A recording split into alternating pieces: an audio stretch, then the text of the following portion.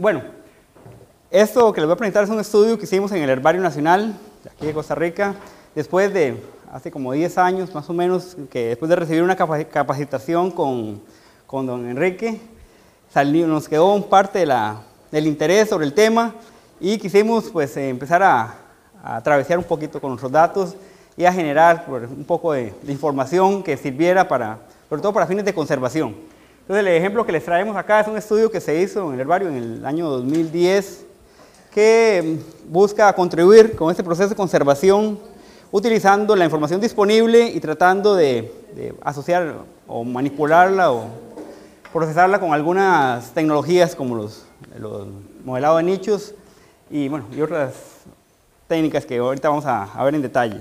Bien, el tema es sobre patrones espaciales de la vegetación.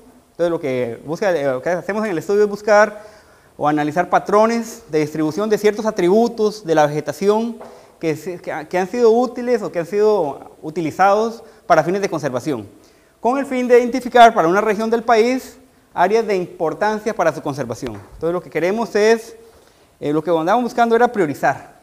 Sabemos que, bueno, es parte ya de la introducción.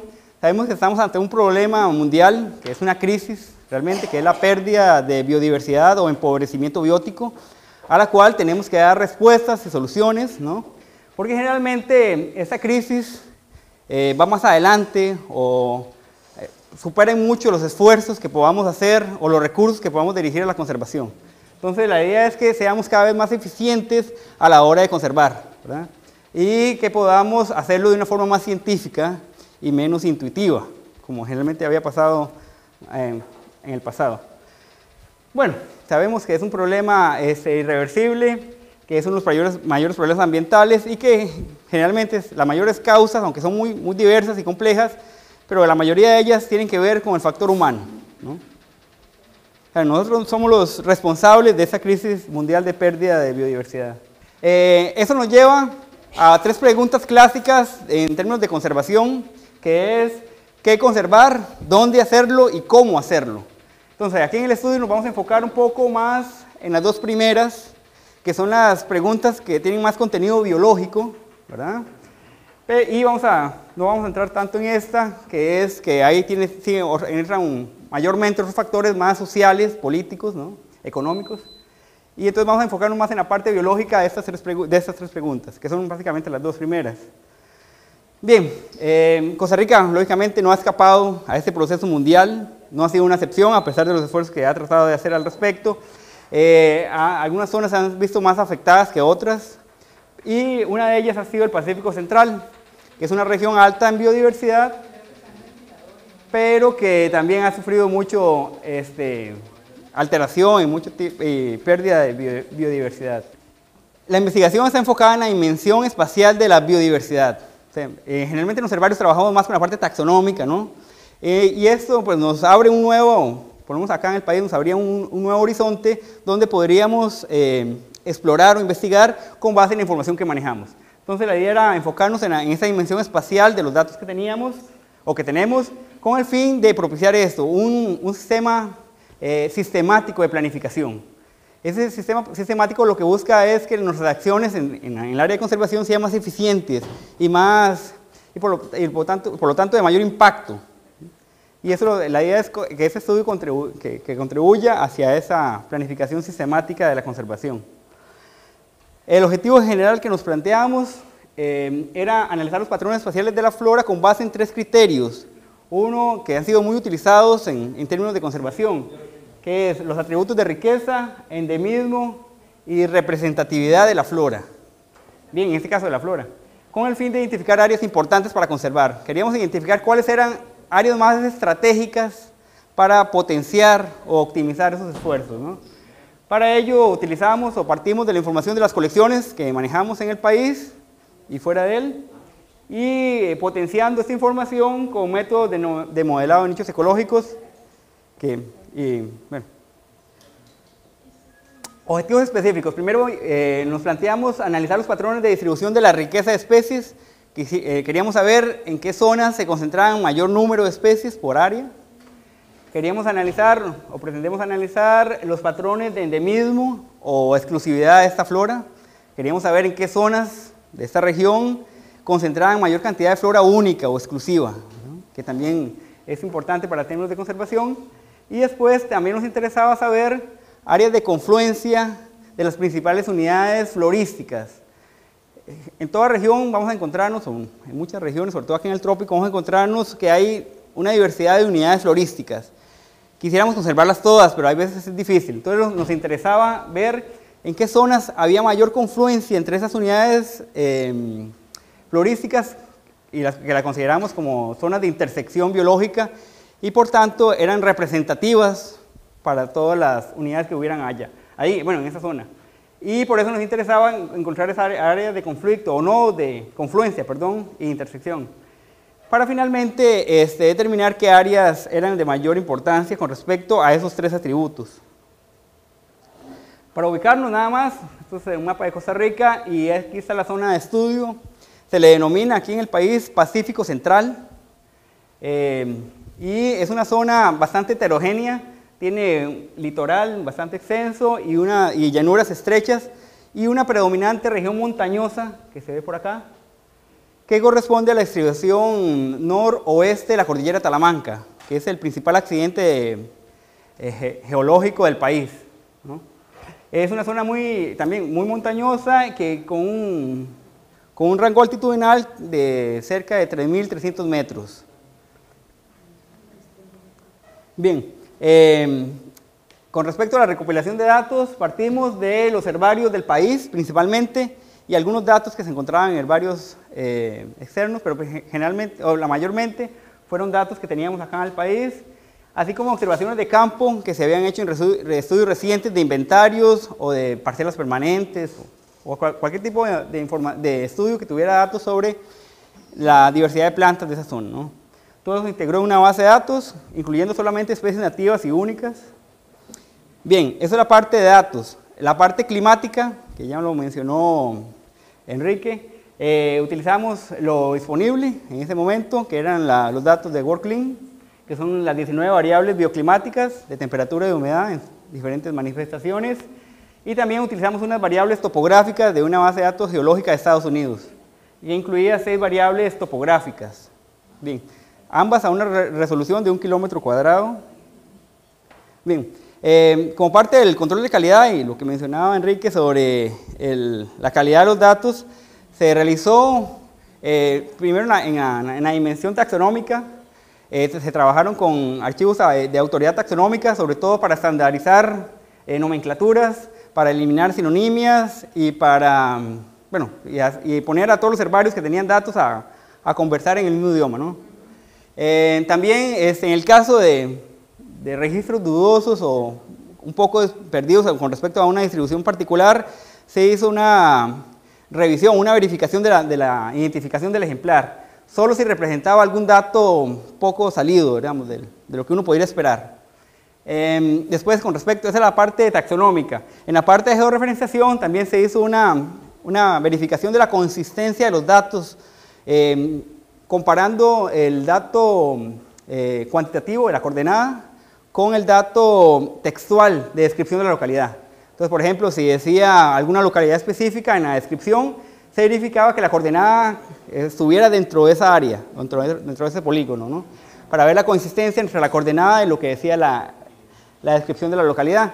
Además, se realizó la georreferenciación de un poco más de 10.000 ejemplares que carecían de coordenadas por ser ejemplares un poco antiguos, ¿no? Algunos más de 50 o 60 años.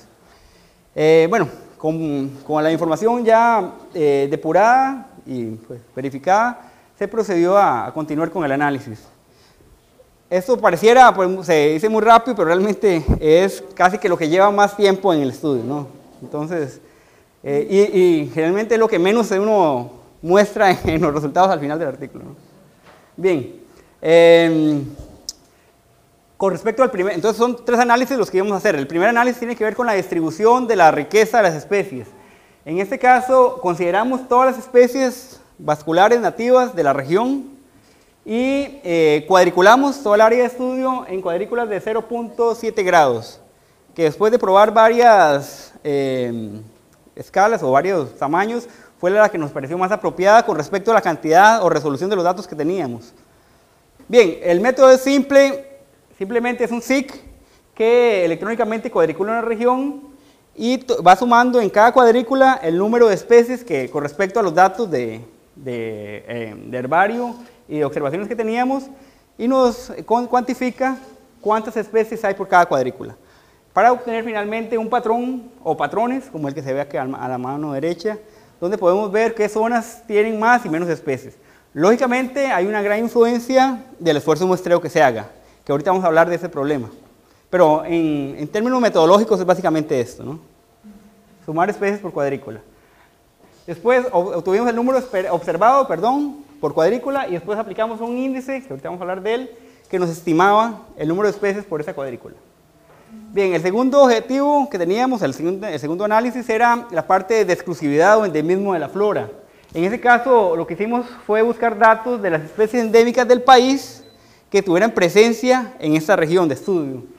En ese caso obtuvimos un total de 491 especies con esa condición de ser endémicas de Costa Rica, o bien que aunque no fueran endémicas, que en el país solo se encontraran en el Pacífico Central, que es un tema de exclusividad también, ¿no? Entonces, de esas 491 solo pudimos modelar 155 por un tema de cantidad de datos. Nos pusimos un límite de 10 registros por especie, para pues tener más o tener un mayor banco de datos para el modelado, ¿no? Las demás no llegaban a esa cantidad, por eso no se toma en cuenta. Bueno, ya cuando hicimos ese modelado, lo combinamos con un método de la biogeografía histórica que se llama PAE, que es análisis de parsimonia de endemismos, que lo que busca es encontrar áreas de endemismo, en este caso, que sean respaldadas o que sean definidas por una cantidad de taxones compartidos. Es decir, que cuando tenemos un grupo de especies, 5 o 10 especies, que geográficamente ocupan un mismo espacio. Esas especies me van a definir un área, a esa área le llamamos área de endemismo. Entonces, con este método de análisis de parsimonia de endemismos, o PAE, lo que buscamos es identificar esas áreas que sean definidas por un grupo de taxones, en este caso endémicos, y nos interesaba ver las relaciones entre ellos y los límites o las extensiones de esas áreas y las zonas de confluencia de esas áreas.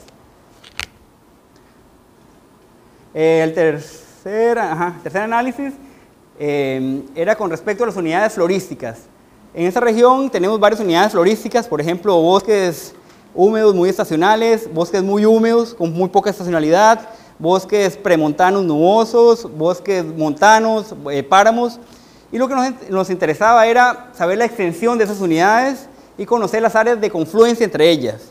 Porque partimos del supuesto que esas áreas de confluencia nos van a permitir obtener zonas muy representativas donde podemos obtener especies de diferentes afinidades florísticas, ¿no? Entonces lo que hicimos fue tomar especies representativas de cada uno de estos tipos de ambientes o ecosistemas, ¿no? Entonces tomamos especies que representaran muy bien el páramo, que representaran muy bien los bosques muy estacionales o que representaran muy bien los bosques muy húmedos, etc. Para ello, entonces, después de hacer una búsqueda o analizar las especies, obtuvimos 460 especies que nos representaban o que podrían ser representantes de cada uno de estos ambientes y las modelamos también. Aquí igualmente aplicamos un PAE después del modelado para identificar esas áreas definidas por un grupo de especies y ver su extensión y sus límites también.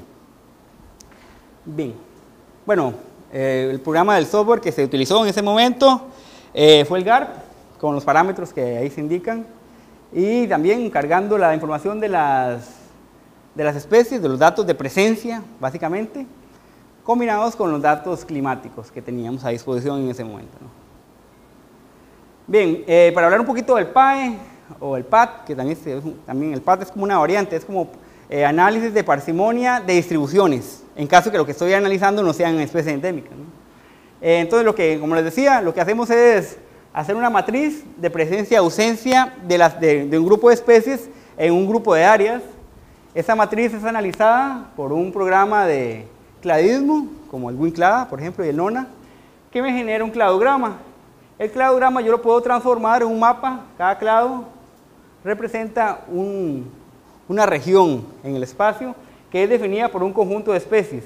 Entonces, por ejemplo, aquí esta área representa el área de distribución que es congruente entre varias especies. Y esa área, si las especies que estoy analizando son endémicas, entonces la llamo un área de endemismo, porque ahí hubo algunas condiciones especiales para que una serie de especies que no tuvieran ninguna relación filogenética entre sí, pues evolucionaran, ¿verdad? O crearan nuevos linajes. Y entonces lo considero como una área de endemismo y son las áreas que me interesaba identificar en este caso, ¿no? Lo mismo con las unidades florísticas. Lo que me interesaba es hasta dónde se extendían cada unidad florística con base en las especies representativas que usé y ver en qué lugares habían confluencias entre esas áreas entre esas unidades florísticas, perdón. Un poquito de los datos que obtuvimos.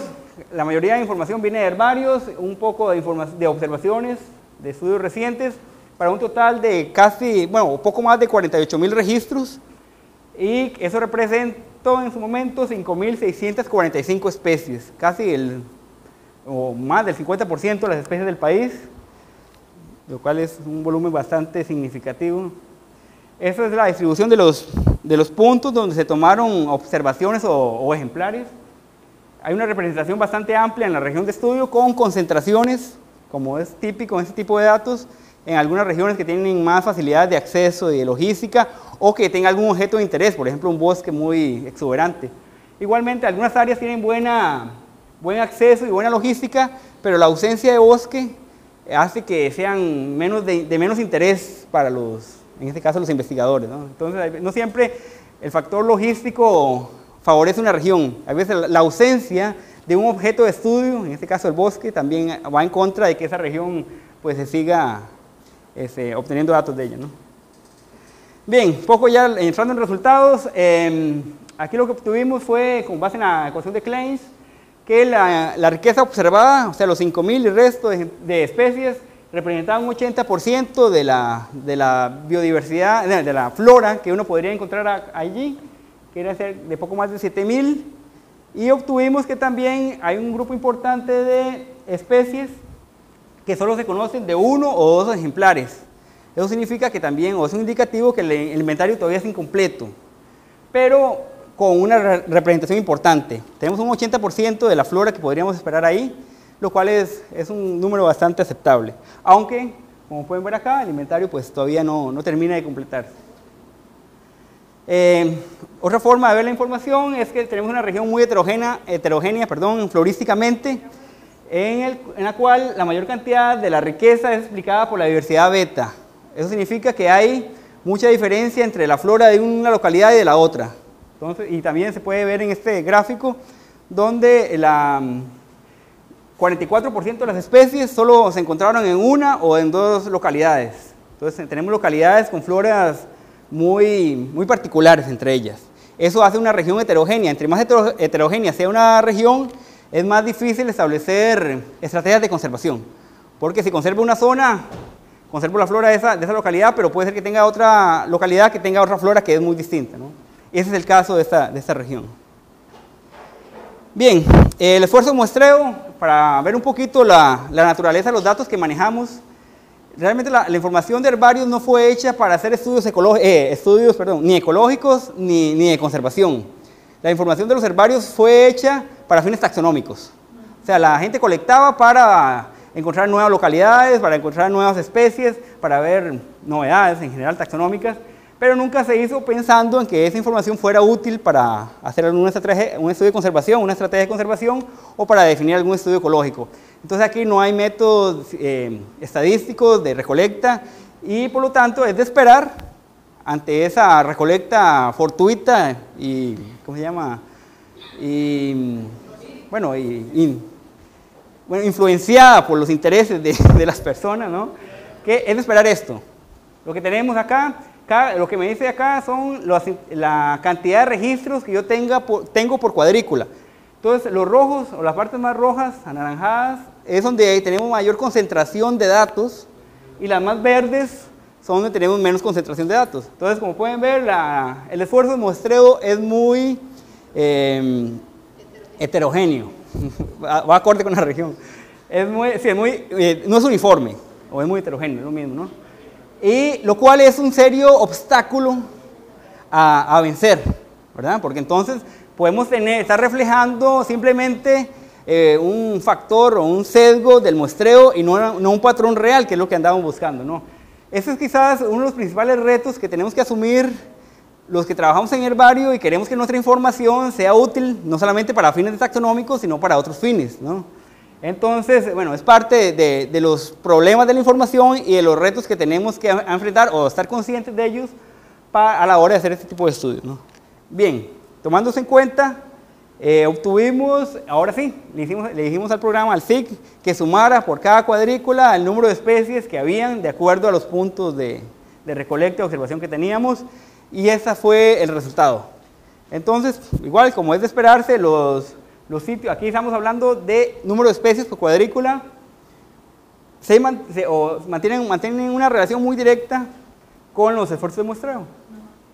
Entonces, vamos a ver, me volví, sí. Por ejemplo, esto, que había mucho esfuerzo de muestreo acá, y vamos a ver, se mantiene como un área importante en cantidad de especies. Aquí hay un pico de especies, y por aquí también hay un pico de esfuerzo de muestreo. Entonces tenemos que este mapa pues tiene bastante relación, o está muy correlacionado, si es la palabra, con los esfuerzos de muestreo. Está muy influenciado por los esfuerzos de muestreo, ¿verdad? Lo cual nos invalida un poco los resultados, ¿no? Y no es el patrón que el patrón quizás no sea el real, sino es una cuestión artificial. Bien, para tratar de disminuir esto y ver si saltaban otras zonas o se reflejaban otras zonas de importancia, fue que decidimos aplicar un índice, un estimador de biodiversidad. Ese estimador lo que hace es, con base en las especies observadas y en la cantidad de ejemplares recolectados por cada especie, estima cuántas especies podrían haber en una zona, en un sitio. Entonces le aplicamos el estimador a cada una de las cuadrículas para poder disminuir ese efecto del muestreo heterogéneo. Así obtuvimos este otro mapa, que es el mapa de la riqueza estimada con base en el índice Chao, que nos permite, o nos permitió en ese momento ver otras zonas que tal vez en el primer mapa nos parecían un poco ocultas por esa falta de muestreo. Algunas zonas se mantienen como áreas importantes por el muestreo, pero también se reflejan otras, como esta que está acá, que en el primer mapa, o en el mapa anterior, no se mostraban tanto. Entonces aquí se ve como un patrón más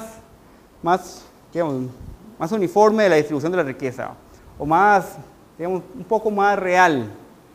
Igualmente tiene su influencia, pero lo que estamos tratando es disminuir ese sesgo que tienen los datos.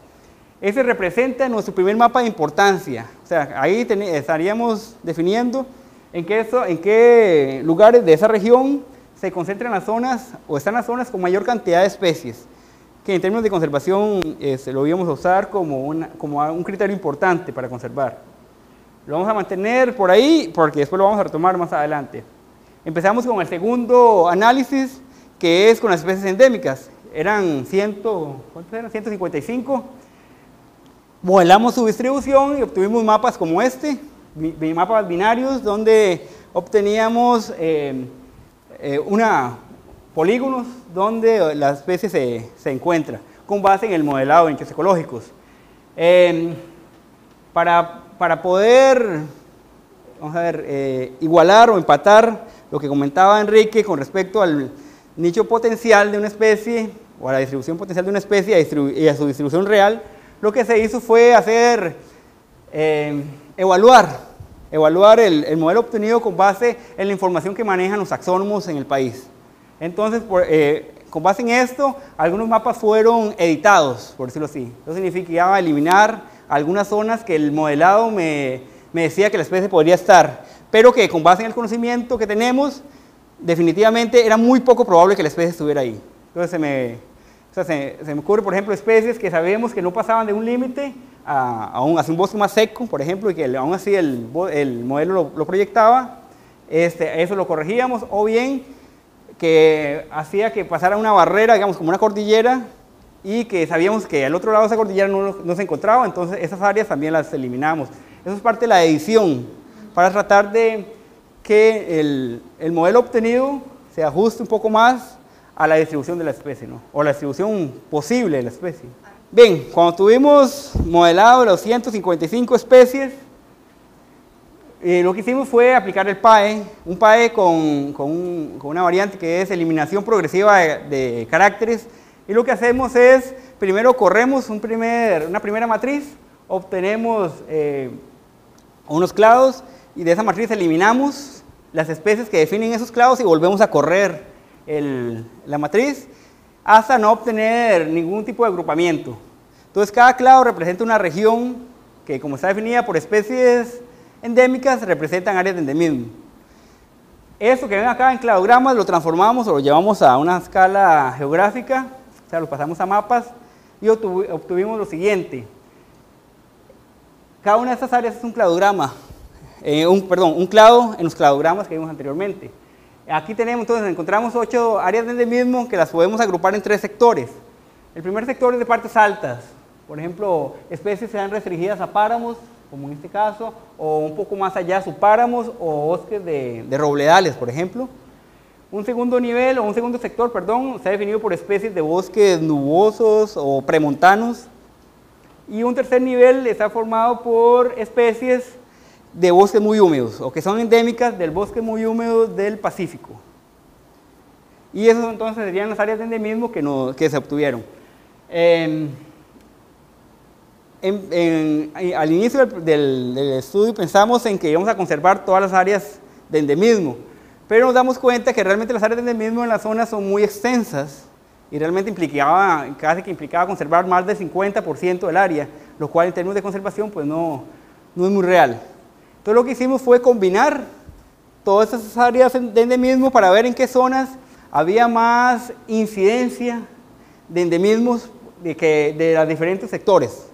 Entonces lo que hicimos fue combinar o sumar todos esos mapas y obtuvimos el siguiente mapa, que es la suma de los anteriores, de los 8 anteriores, y las áreas más rojas, anaranjadas y amarillas representan donde hay más incidencia de esas áreas de endemismo, donde hay más confluencia, ¿no?, entre ellas, y por tanto es de esperar mayor cantidad de especies endémicas de diferentes sectores. Estas áreas de confluencia endemismo son las que nos interesaban para definir nuestras áreas de importancia y constituye el segundo mapa de interés, aparte del que ya vimos anteriormente, de distribución de la riqueza esperada. Bien, el tercer análisis, lo que hicimos fue el análisis de unidades florísticas. Tomamos especies representativas de los bosques más estacionales, especies representativas de los bosques más húmedos del Pacífico Central, de los bosques intermedios en altitud o premontanos y de los bosques altos. Un grupo de especies de cada uno de esos ambientes y modelamos su distribución y después aplicamos el PAE para definir la extensión o esas áreas de esas unidades florísticas. Igualmente aplicamos el PAE de una forma reiterativa y obtuvimos las siguientes extensiones o áreas florísticas. Entonces, por ejemplo, obtuvimos 15 patrones florísticos que los podemos agrupar en 6 componentes o en 6 sectores. Existe un grupo de especies que están ampliamente distribuidas en el área. Lo único que no está son las partes más altas. Pero después de ahí, o por debajo de 2.000, 2.500 metros, uno se la puede encontrar en cualquier parte. Ese es un patrón de amplia distribución, ¿no? Después está un segundo sector, que son las especies de bosques estacionales, que vienen más de la parte del extremo superior izquierdo. Son especies de bosques más secos, más estacionales, que empiezan a hacer presencia en la región, algunos en mayor o menor escala, y entonces podemos identificar tres patrones. Después vienen los patrones de las especies de bosques muy húmedos, que es esta parte de aquí de abajo de la región, que también podemos identificar varios sectores, dependiendo de la extensión de cada especie. Algo tal vez que no sé si quedó claro es que cada sector de esto representa un conjunto de especies, por eso le llamamos patrón. O sea, esto no representa una especie, sino que es un conjunto de especies que definen esta región, que viene del cladograma de los cladogramas que vimos anteriormente. Bien, y después otro sector, lo implican o corresponden a las especies de partes intermedias o premontanas, partes altas y finalmente las partes de páramo. Digamos que esos son los diferentes tipos de vegetación o de ambientes o ecosistemas florísticos o unidades florísticas que me puedo encontrar en la región. Yo como conservacionista quisiera tenerlos todos, ¿verdad? Pero es, o sea, la sociedad que no tiene intereses tan específicos como los míos, pues no va a pensar igual. Entonces igual, lo que queremos es obtener pequeñas muestras o muestras importantes o lo más representativas posibles de estos lugares. Entonces, en la literatura, pues encontramos que una región o regiones muy eficientes son aquellas que presentan intersecciones biológicas, ¿verdad? Que presentan áreas de confluencia o nodos de confluencia. Entonces aquí lo que hicimos fue combinar todos esos mapas para ver qué zonas presentaban los límites o presentaban una flora más mixta, ¿verdad? O más compleja. Entonces al combinar todos esos mapas obtuvimos este mapa en donde lo que dice este mapa es que las zonas más rojas, anaranjadas y amarillas son las floras, digamos por decirlo así, menos puras o más heterogéneas, más mezcladas, más mixtas. Las verdes son las floras más puras. Por ejemplo, aquí hay una flora muy fuerte estacional, ¿verdad? Aquí hay una flora muy fuerte de páramos y de partes altas. Pero los otros lugares presentan elementos de diferentes afinidades florísticas o de diferentes regiones florísticas, ¿no? Entonces, acá estas zonas que son las más mixtas o las más mezcladas o las más complejas son las que les dimos un mayor valor, un mayor peso, porque me permiten tener ahí elementos de diferentes sectores. Bien, ese representó el tercer mapa de interés. Entonces ahora tenemos los tres mapas que andaban buscando originalmente, que es el mapa de distribución de la riqueza estimada, el mapa de la confluencia de áreas de endemismos y el área de confluencia de unidades florísticas. Nuevamente volvemos a... Lo que estamos haciendo es resumir, o sea, la biodiversidad es un mar de datos. Lo que necesitamos es resumir esa información, darle una interpretación y obtener un resultado concreto. Entonces lo que hacemos es combinar o sumar esos tres mapas para obtener un mapa final donde vamos a ilustrar cuáles son las áreas con base en los criterios que definimos que les vamos a dar mayor importancia en términos de conservación. Bien, salió este mapa. Acá igual lo más rojo o lo más anaranjado y pues menos amarillo, digamos, son las áreas donde esos atributos tanto de riqueza, de endemismo como de representación de las diferentes unidades florísticas es mayor el valor de ellos, ¿verdad? Entonces vemos que esta zona central, media, que va de esa parte central hasta la parte más al sur, representa las áreas de mayor importancia. Igual, esto es una suma de valores y lo que hicimos fue establecer una clasificación. Entonces, las áreas que tenían de un puntaje, del máximo puntaje a 2 puntos menos, representaban el primer nivel.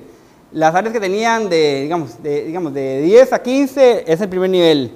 De 8 a 10 es el segundo nivel, de 7, son ejemplos, no fue exactamente así, pero más o menos eso responde a una escala. Y esa escala son esos niveles. Entonces, les dimos, ahí entra una parte un poco subjetiva de que el investigador decide a qué áreas les da más o las incluye como áreas importantes. Perfectamente podríamos haber dicho que solo las del nivel 1 eran áreas de importancia y nos quedamos solo con los cuadritos rojos, digamos. Pero en este caso se definió que se incluyeran el nivel 1, 2 y algunos sectores del nivel 3. Son los que definimos como áreas de mayor importancia y por ahí se le da alguna justificación. Bien, al final de cuentas entonces pues, la idea es decirle a los tomadores de decisión que esas son las áreas que por riqueza, endemismo y representación son las áreas más estratégicas o de mayor importancia, ¿no? Para conservar la flora. Bueno, aquí se dividió en 3 sectores, aquí son distribuciones, bueno, es una cuestión longitudinal y aquí es un corredor altitudinal en este sector inferior. Bien, ahora lo que hicimos fue empezar a valorar esas áreas de mayor importancia con respecto a la realidad que tenemos. Entonces lo comparamos primeramente con las áreas protegidas, obtuvimos que las áreas de mayor importancia, áreas de conservación, áreas protegidas más importantes como los parques nacionales, todos están incluidos en esta área de mayor importancia, pero resultan muy aislados entre sí y en términos de área son bastante pequeños, digamos, en relación a toda el área identificada. Entonces, aunque las áreas están bien identificadas, están bien ubicadas, resultan o parecieran resultar insuficientes, ¿no? Y además, bueno, y el área presenta el área definida como mayor importancia representa equivale o está protegida en un 30%. Okay, la buena noticia acá es que las áreas más importantes protegidas están bien ubicadas. Y la mala es que esas áreas son muy aisladas entre sí y tienen un área pues bastante limitada también. Analizamos también las áreas de mayor importancia con respecto a la cobertura boscosa y también la buena noticia es que muchas de las áreas boscosas incluye esas áreas de mayor importancia. Existe una cobertura del 47%. Después, comparamos ese estudio con otro estudio de conservación que se ha hecho a nivel nacional, que es el estudio de grúas, que creo que ya lo vieron o lo vamos a ver en el taller, y con el fin de ver qué áreas importantes identificó grúas y qué áreas importantes encontró ese estudio que hicimos, y obtuvimos una coincidencia del 70% en este sector, lo cual es muy positivo para estas áreas, en el sentido que dos estudios independientes con diferentes criterios y diferentes metodologías coincidan en un alto porcentaje en estas áreas, lo cual significa que esas áreas, o así lo vemos, en realidad tienen algo especial, ¿verdad? O en realidad son estratégicas para conservar la flora de una región que es muy heterogénea. Bien, algunas conclusiones ya para cerrar. Es un tema importante que, por eso lo puse el primero, porque me parece uno de los temas más relevantes del estudio, es que a pesar de que los datos que tengamos tengan muchos sesgos, no estén hechos para los fines que queremos, a pesar de que la información climática sea global, a pesar de que, no sé, que tengamos tantos obstáculos, hay que usar lo que tenemos disponible. O sea, hay que decir algo. O sea, como les digo, el proceso de pérdida o de crisis de biodiversidad va mucho más rápido de lo que nosotros vamos, ¿verdad? Entonces no podemos esperarnos a generar todos los datos necesarios o estadísticamente válidos para una región para poder llegarle a recomendar una acción o para llegar a asesorar a los tomadores de decisión. Hay que utilizar los datos que tenemos y tratar de minimizar sus problemas. Para ello, ahora las nuevas opciones tecnológicas nos ayudan a minimizar algunas de esas limitaciones, como por ejemplo los modelados de nichos ecológicos, permitiéndonos completar un poco más la información de puntitos que tenemos de distribución de una especie y obtener distribuciones más amplias o más acordes a la realidad. Y también, en este caso, los métodos biogeográficos, como el PAE, nos permiten analizar un poco las relaciones, digamos, o analizar un poco a nivel espacial o biogeográfico la distribución de esa biodiversidad a través de áreas de endemismo o no de confluencia, ¿no? Bien, bueno, es una recomendación muy local. Estamos ante una región muy heterogénea, muy rica, que realmente a nivel nacional se puede considerar como un área estratégica del Pacífico Central. Más del 60% de las especies del país, contiene un 50% de las especies endémicas y también tiene importantes representaciones de las unidades florísticas del país como las áreas de endemismo. Todo en un 11% del territorio. O sea, podemos decir que todo el área del Pacífico Central es un nodo de conservación o de biodiversidad, pero lamentablemente no lo podemos conservar todo. Por eso la idea es que identifiquemos áreas de mayor importancia. Algo importante que surgió ahí en el estudio es que todos los patrones que obtuvimos están estrechamente relacionados o están vinculados con el surgimiento de la cordillera de Talamanca, que es el principal accidente geológico de la zona. Por lo tanto, todos los patrones de endemismo, de riqueza y de unidades florísticas no hubieran sido lo que son ahora si esa cordillera no hubiera emergido. Esa cordillera permitió la creación de ambientes montañosos que permitieron la llegada de elementos de diferentes partes, de parte norte como parte sur, templadas, y también permitió condiciones de mayor humedad en una costa pacífica que es predominantemente seca y estacional, pero con ese sector de la cordillera es mucho más húmeda. Entonces realmente todos los patrones están relacionados con este accidente geológico y de ahí sale a relucir, yo lo ya he dicho por Croizat, de que tierra y biota evolucionan juntas, ¿no? Realmente hay una codependencia entre ambas. Finalmente, bueno, las áreas que identificamos de mayor importancia son algunos datos para ver su importancia. Representan un 27%, o sea, lo que se propone acá es conservar más o menos un 27% del Pacífico Central. Con ese 27% obtendríamos importantes representaciones de las áreas de endemismo, de las unidades florísticas y al menos un 80% de toda la riqueza que hay en la zona, de especies, perdón.